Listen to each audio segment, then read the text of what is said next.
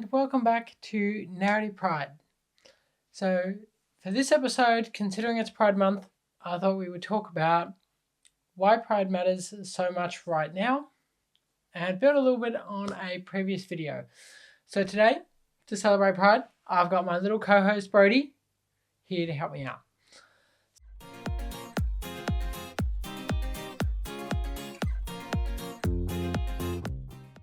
Previously, I've spoken about why I feel Pride is really important, and while that video may have some pretty bad audio, the message still rings true.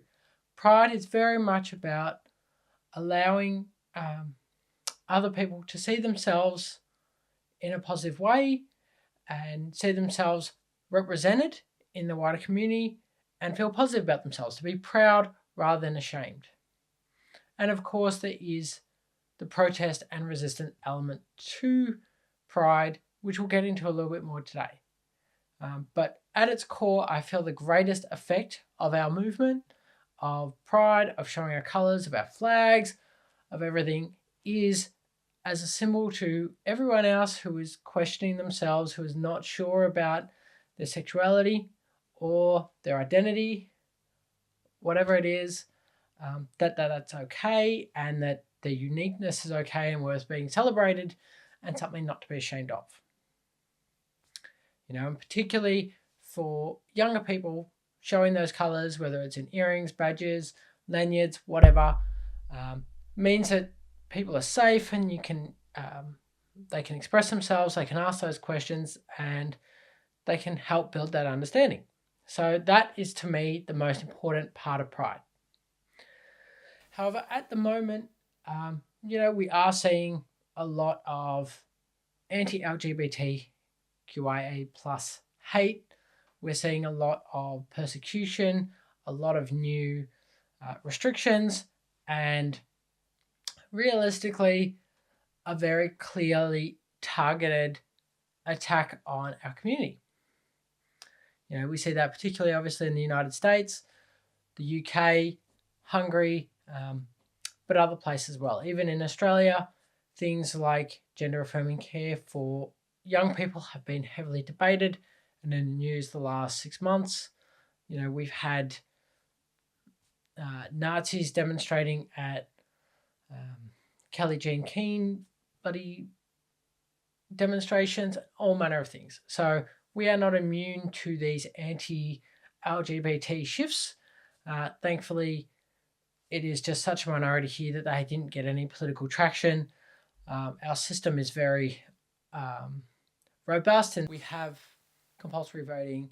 We have a proportional voting system in the Senate, and we have a preferential voting system in the House of Representatives that really prevent a lot of those extreme anti-LGBT, anti-trans movements from getting a political foothold. So we are very lucky, but that rhetoric still very much exists here, and obviously throughout the Western world. So it has been a time where we've been really bombarded with attacks. And in the US this year, we've seen so many anti-trans acts. That's banning care, whether that's Trump's executive orders, whether that's attacks on the trans servicemen and women who are just looking to serve their country,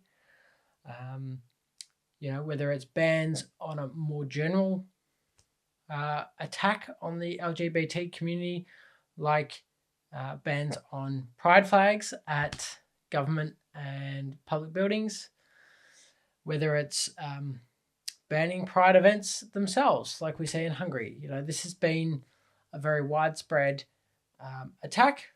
Yes, the trans community has faced a lot more than other groups in our community.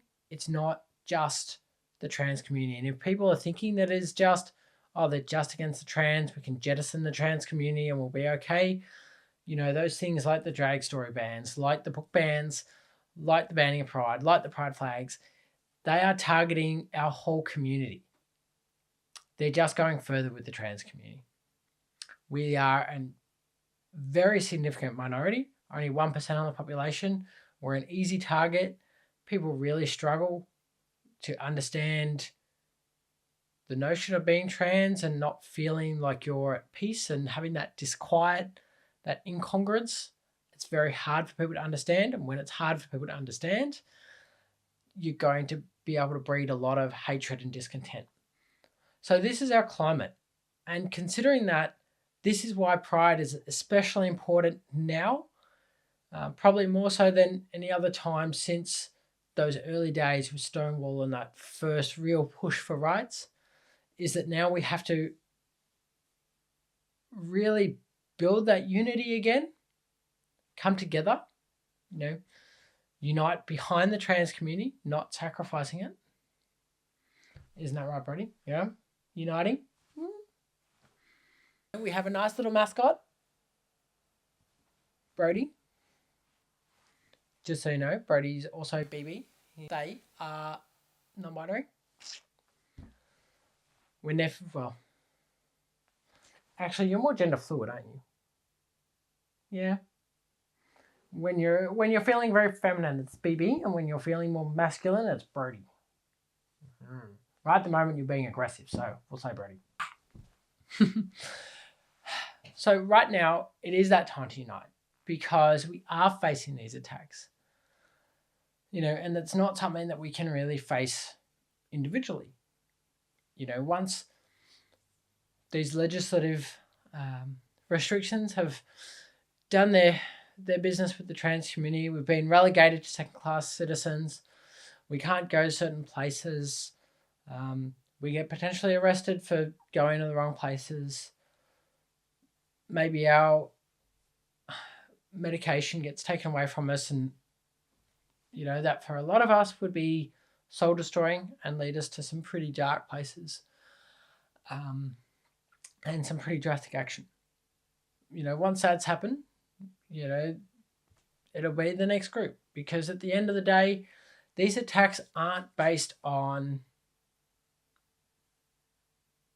just an unacceptance of trans people. It's based on a perception that we as a community are wrong, that we are a threat.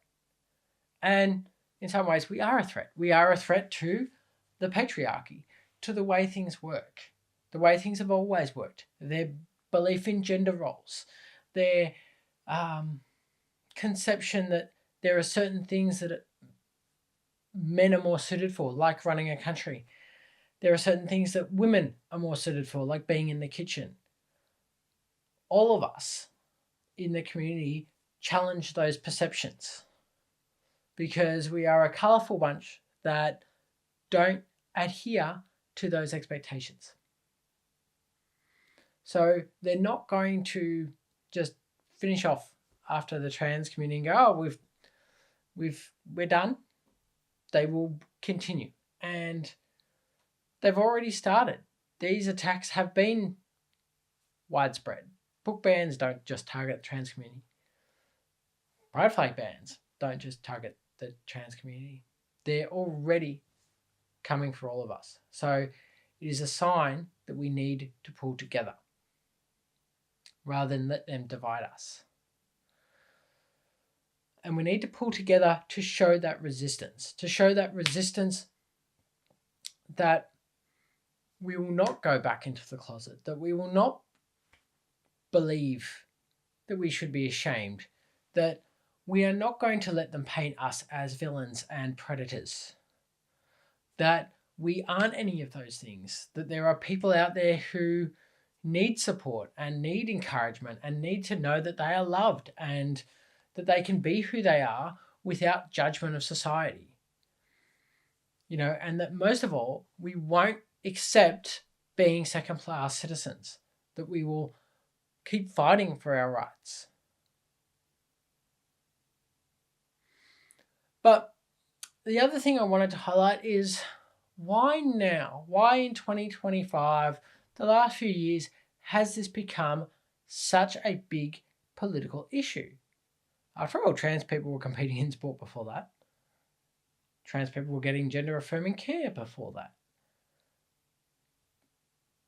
Same-sex marriage was legalized in several countries, and had proven not to be the world-ending catastrophe that a lot of conservatives tried to paint it as. So why now? And the simple fact is that our movement has been working. The presence of pride has meant that the next generation are far more comfortable being themselves. I see it on a daily basis as a teacher, working with kids, things that I never would have seen growing up in the 90s and early 2000s. LGBT kids being proud about who they are, being quite open in their relationships, and even being celebrated and encouraged by staff and their peers. Like, that is an amazing shift for 20 years. And that is because we've had this regular and repeated message that it's okay, that there is no shame in it, that we're not some sort of predator. And this generation have got that message. And conservatives know that they have got this message. The data around the world, and particularly in UK, US, Australia, all these Western democracies, show that more people are identifying as LGBTQIA+. Now, of course, the conspiracy theorists say that they've been indoctrinated, but the truth is that they've just become more confident and they feel safer in coming out. And that realistically, these conservative parties are afraid of that because it challenges their way of life. That is why we face this attack on our freedom, on our rights right this minute, because our movement is actually supporting people. It is making people come out. It is giving them the courage to be themselves. It has made such a huge difference in the last 20 years especially. We are a threat, so these forces need to take action. And it means that right now it's tough. And my thoughts really go out for anyone in the States with all the craziness that is going on there. Anyone in the UK, Hungary, any of these places that introduce really restrictive legislation, that it has become normal to see attacks. But even those of us in Australia, in other places where we seemingly have support, we know that there are forces there. Murdoch Media, for one, good old Sky News, and their attacks don't stop. It is tough. But if we build that unity, and we'll get through this.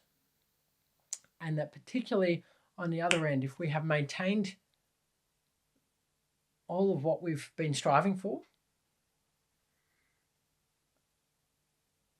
then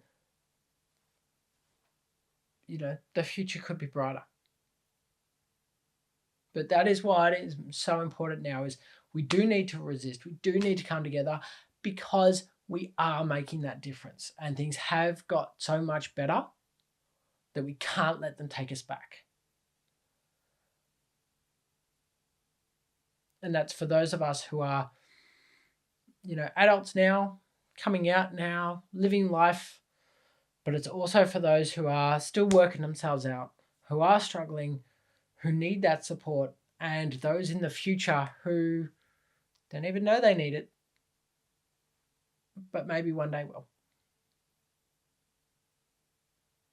So if you liked what you heard today, if you agree with me, if you want to be, following along and join my little humble efforts to try and push our cause and maintain LGBTQIA rights and keep up to date and keep educated, please like and subscribe.